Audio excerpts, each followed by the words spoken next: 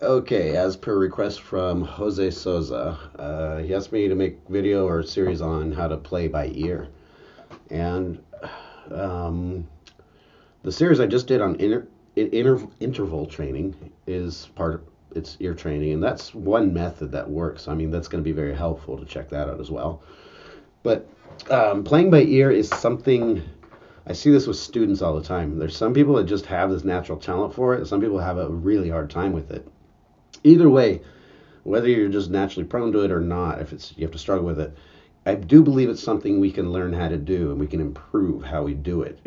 We can get better at it with practice. Um, as a kid, when I was probably like 6 years old taking piano lessons, I was learning by ear. That was the easiest way for me to do it. I actually fooled my first teacher for the longest time that I was reading music. I did not learn how to read music. I pretended I was reading it. I'd have him play the song first, and it was easier for me to figure it out by ear than trying to learn to read the music. It wasn't until I went to the next piano teacher that they caught me that I actually didn't know what I was doing. I wasn't reading the music. So yeah, for me it was natural to do, and that's how I learned when I first started out. That's how I was learning not everything, but most things I learned were I was learning by ear. Back then it was a lot harder. There was no internet. I couldn't just look up songs. You'd have to buy a guitar magazine or a guitar book, which were, not a big selection. And as a kid with no job, where are you going to get the money to buy that stuff? So usually I'd have to like and it was always on a tape or even vinyl, before CDs were before I had a CD player. So what I'd have to do is what I call the hit and miss method. And I'd play the song. Say, I remember one of the first songs I learned was the beginning riff of Led Zeppelin's Black Dog. And so I'd play the song and just stop it right after that first note, basically. So Black Dog, let's see if I remember how to play it. Okay, so I'd hear that riff, and I'd have to stop it right away and just hunt for that note.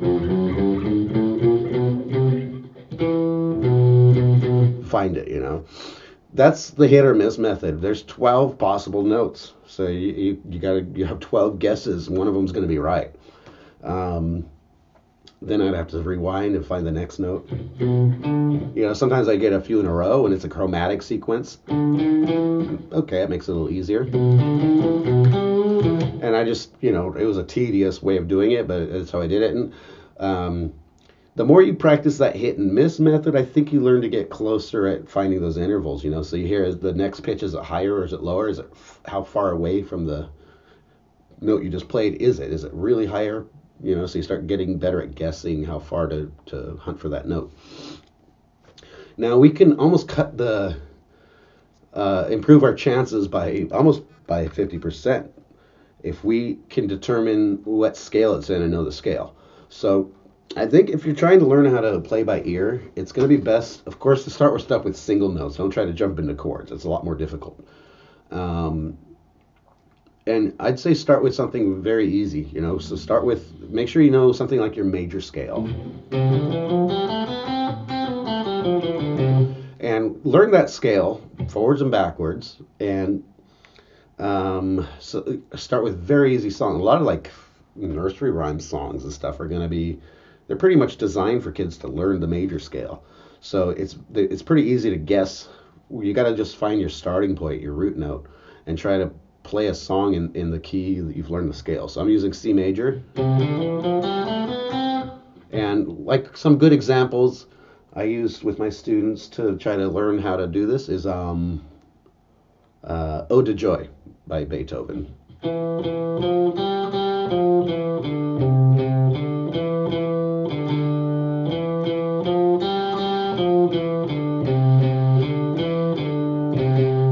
Alright, so if we're playing in the C major scale, we're going to start on E on the third note.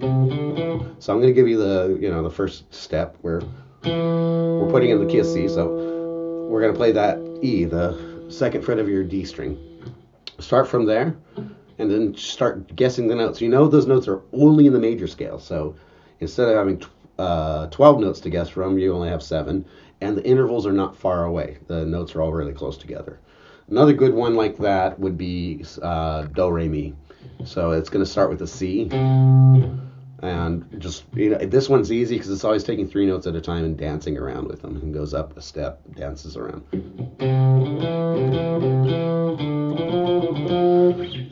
Other ones would be like anything in the major scale, especially nursery rhymes, like I said. Row, row, row your boat, Mary had a little lamb, twinkle, twinkle, little star. Start out with really easy ones. And then it kind of is going to depend on what music you're playing, what stuff you're into. But let's look at something like pentatonic scale. It's a really easy scale to learn, really popular to use. While you're at it, you can just add that one extra note and learn the blues scale. Take something like that. This is how I started personally, so this is why I think it's a good example. I did this without knowing what I was doing either. I just, I was learning the notes by ear, and by doing that, I'm learning like these notes all fit together, and I learned stuff like the pentatonic and the blues scale before I even knew what it was. And basically, that was from learning Black Sabbath songs. It was like a practice ritual I had when I was first starting out, was put on Black Sabbath's Paranoid. I had it on cassette and just run it through, and every day I was trying to learn more and more of it. I was learning, it wasn't all correct. I was actually learning on bass guitar, so it was the root notes. But by learning a few Black Sabbath songs, I was like, okay, these notes, they're always using those notes together, and it's like, oh, they all fit together. And that's before I even knew what really the concept of a scale was.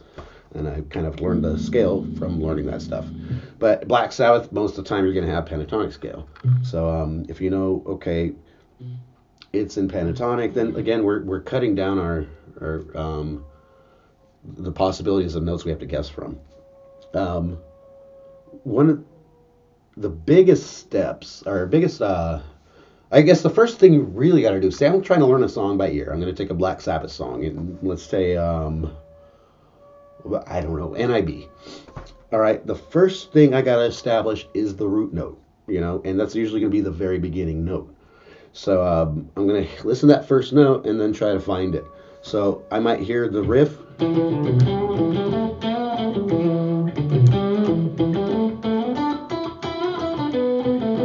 That bass saw at the beginning, and I might have to hunt around for it, but actually the first one I hit was it. Just an octave away. So I found, okay, it's in the key of E.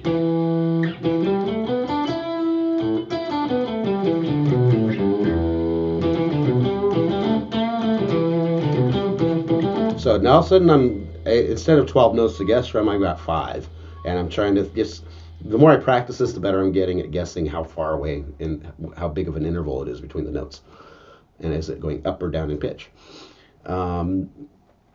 Next, I'm going to slightly go into using chords.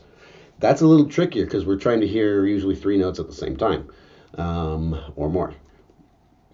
One way to start out is, again, start really simple. Just use your really common chords. Like try to find songs that are only using open major chords and maybe some open minor chords. Because of course we can. It's very easy to hear the difference between a major and a minor chord. Our major chord,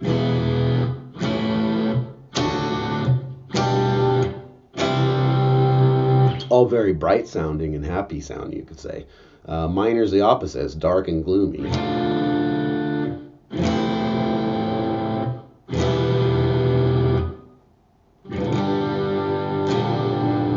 So if you try to use songs only using those easy chords, a lot of the pop songs you can find are like 4-chord songs. You're using mostly those same old open chords. You can give that a try, Sometimes I'll also take songs that use almost like interval training basically is, but it's with chords. And I'll try to remember that sound of the distance of chords.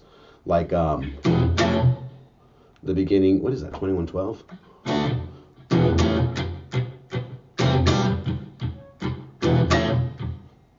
I can't remember how to play it, but yeah, E to A. That that helps me memorize that kind of interval. What's another one?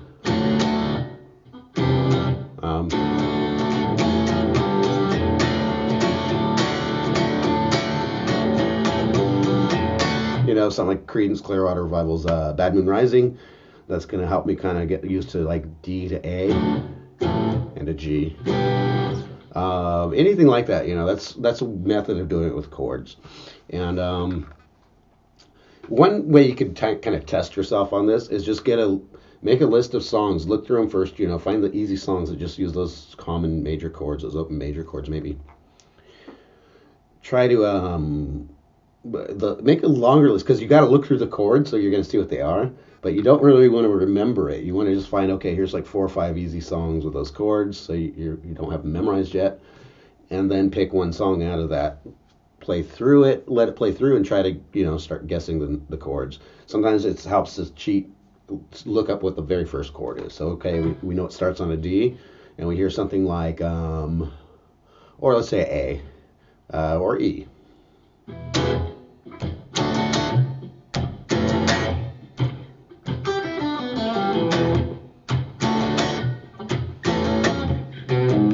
So we're going to hear, okay, that's that E, and then we can think back in black, E to D.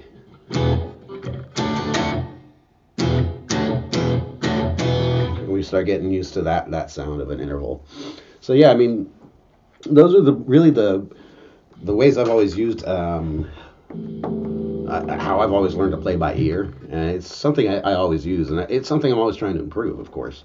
It's very, very helpful. Another thing you can check out, I think I went over this in the last video, is websites that do ear training and interval training. That's really, really helpful. They also help to improve perfect pitch. So there's plenty of those. Look up on Google just websites for ear training, pitch training, interval training, perfect pitch, etc. There's a lot that have like almost like a game set up where you're going to go through it and it's going to play a note and you guess it. And the more you practice that, of course, you're going to get better with it. Like I said, some people just are naturally talented with it. They're very good at it. Some people have to struggle more with it, but it's always something that can be improved. That's what's great about it. All right. Hope this was helpful. Thanks for watching. And in the next few days, I'm going to be doing a few more videos. So if anyone's got any more requests for videos, go ahead and put it in the comments. If it's something I think I can do, then I'll go ahead and do it. Thanks again.